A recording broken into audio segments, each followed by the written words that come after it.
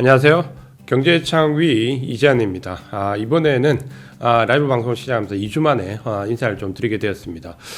사실 이제 지난 2주간 여러 가지 이벤트들이 상당히 많이 있었고, 그 중에서는 우리가 반도체를 중심으로 해서 주도주 섹터에서의 변화도 일부 있었습니다. 미국 증시도 그렇고 우리 증시도 사실 이제 선물옵션 만기가 지나면서 어느 정도 반도체 유지의 상승이 이루어져 왔기 때문에 물량 조정, 펀드 재편에 의한 조정은 있을 거라고 우리도 예측을 좀 하고 있었습니다. 다만 미국 증시 같은 경우는 이번에 선물옵션 만기에서 콜옵션 금액과 관련되어서 파생 상품이 5조 원이 넘는 5조 달러가 넘는 상당히 큰 물량이 처리가 되면서 그 후유증은 조금 있을 수밖에 없습니다. 예를 들어서 상당히 큰 폭의 상승을 했던 엔비디아는 여기서 펀드 물량의 재편과 함께 콜옵션 연계 청산 물량 일부 당연히 나왔죠. 그러니까 이런 부분에 의해서 조정이 나오는데 사실 뭐 이 조정을 추세 전환이라고 판단하기는 어렵습니다. 그러니까 이 부분을 먼저 서두에 명확히 말씀해 드리는 게 일단은 가장 전략적으로 판단하시는데 좋을 것 같고요. 우리가 엔비디아의 조정을 어떻게 봐야 되는가라는 부분을 좀 본다면 아무래도 이제 이번에 나왔던 GTC 컨퍼런스 여기가 실망과 기대가 교차하는 가장 큰 분기점이 되고 있습니다.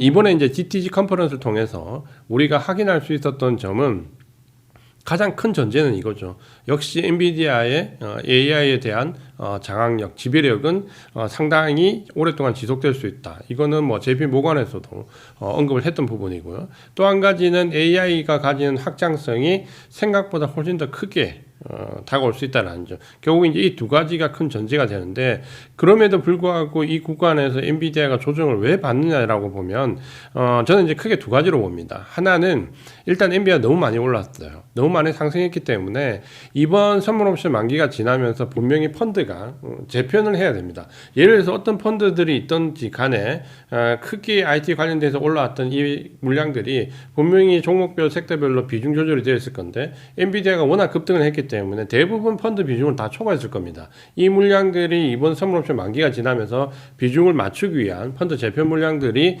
소화되는 과정이 분명히 있을 거고요.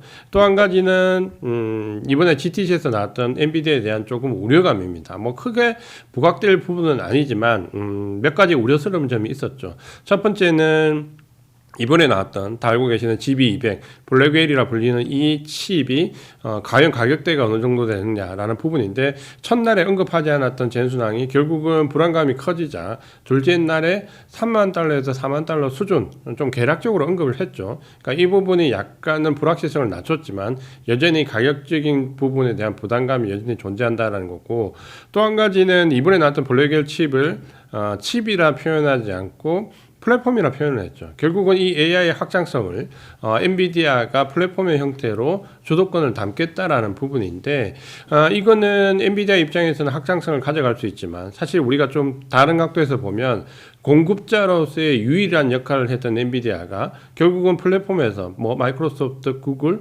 혹은 페이스북과 경쟁할 수 있다라는 우려감이 나온 거죠. 그러니까 이 부분이 역시 주가를 조금 흔들 수 있는 부분이 되었고 마지막으로는 결국 이제 최근에 매출과 관련된 부분에서 엔비디아가 미국 정부의 규제를 벗어나는 중국 수출할 수 있는 물량을 얘기를 했지만 이게 다시 미국 정부의 규제에 의해서 루트가 막히면서 뭔가 새로운 대안이 나오지 않을까 했는데 실제로 언급은 했지만 이게 어떤 칩이 어떤 식으로 나온다라는 구체적인 언급이 없으면서 중국발 매출에 대한 어느 정도 불안감이 나왔습니다. 그러니까 이런 부분적인 부분 때문에 엔비디아가 GTC 관련된 부분에서 우려감이 조금 나왔고 선물옵션 만기 후에 펀드 재편 물량에 의해서 차익 매물이 좀 나오는데 이런 부분들을 우리가 추세 전환이라고 판단할 부분은 없다라는 부분을 일단은 확인하시면 좋을 것 같습니다. 문제는 이제 이런 부분들이 우리 증시에 투영되는 하이닉스 계열의 조정이 좀 나오고 있다. 특히 삼성전자가 HBM3E 4세대에서 뭔가 양산에 대한 엔비디아에 대한 그 젠수랑의 멘트에 의해서 기대감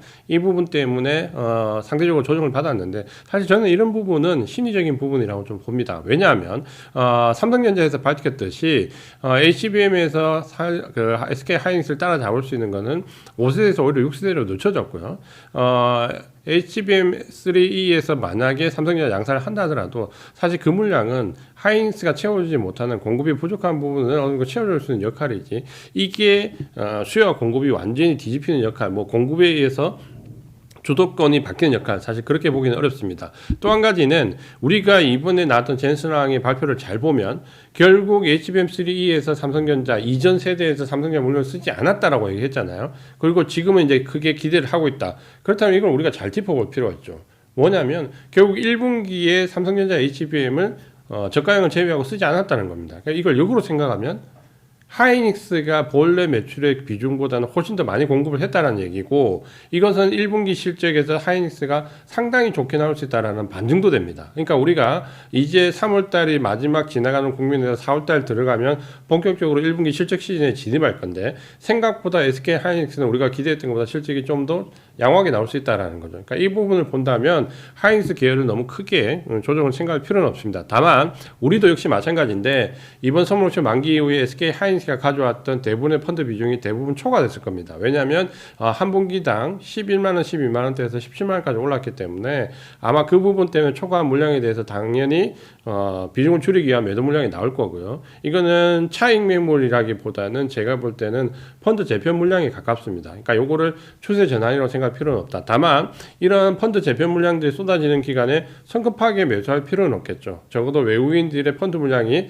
재편이 끝난 이후에 매수로 전환되는 시점에 역시 매수에 동참할 수 있는 조정은 기회가 될 거라는 부분에는 변함이 없습니다. 특히 젠슨왕에 나왔던 그 멘트를 뒤집어 생각해 보면 적어도 5세대까지의 하이닉스 지위가 우월적 지위가 이어진다라는 부분은 변함이 없습니다. 그러니까 이 부분을 잘 생각해 보신다면 지금까지 하이닉스만 좋았던 부분이 하이닉스도 좋을 수 있고 삼성전자도 좋을 수 있다라는 전반적으로 다 좋아질 수 있다는 쪽으로 오히려 해석을 하시는 게 제가 볼 때 장기적인 관점에는 좀 맞을 것 같습니다. 그러니까 반도체는 이런 정도로 생각하시면 될 것 같고요. 그 외에 지금 현재 주도 섹터로 부각할 수 있는 부분은 제약바이오와 자동차가 있습니다.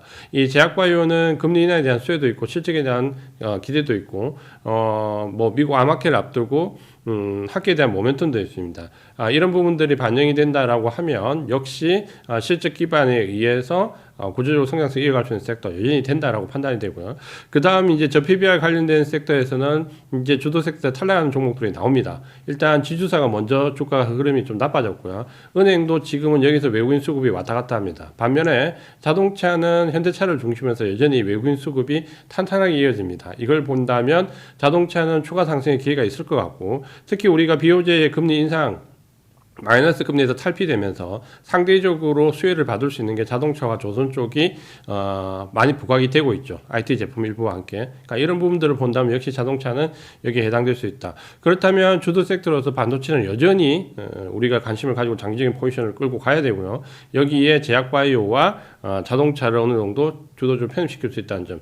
마지막에 이제 우리가 고민하게 만드는 부분이 2차 전지입니다. 2차 전지는 EV에 테슬라를 대표되는 쪽에서 미국 쪽에서는 가이던스가 계속해서 하향 조정되면서 상당히 안 좋다는 시각, 머스크의 CEO 리스크까지 또 부각이 되죠. 반면에 중국의 BYD는 상당히 주가가 고공행진을 하고 있습니다. 그렇다면 우리 2차 전지가 어느 쪽 그 경향을 따를 거냐 본다면 상당히 혼란스러운 모습이죠. 여기에 리튬 가격이 지금 저가에서 한 25% 정도 반등을 줬는데, 문제는 이게 리튬 가격만의 문제가 아니라 뭐 텅스텐이라든지 혹은 뭐 망간 모든 광물이 지금은 다 뛰었죠. 철강성을 제외하고는 대부분의 금속 가격이 폭등을 하고 있습니다. 그러니까 이 기조로 본다면 사실 리튬 가격이 많이 뛴 건 아니거든요. 그러니까 이걸 갖고 어떻게 판단을 할 거냐 여부는 제가 볼 때는 지금 현재 판단하기는 쉽지가 않습니다. 그러니까 2차 전지는 계속해서 바닥론을 놓고 여기가 바닥인가에 대한 여부를 테스트를 해야 되겠지만 적극적으로 매수에 들어갈 수 있는 구간은 아닙니다. 그렇다면 반도체와 제약바이오 쪽과 자동차를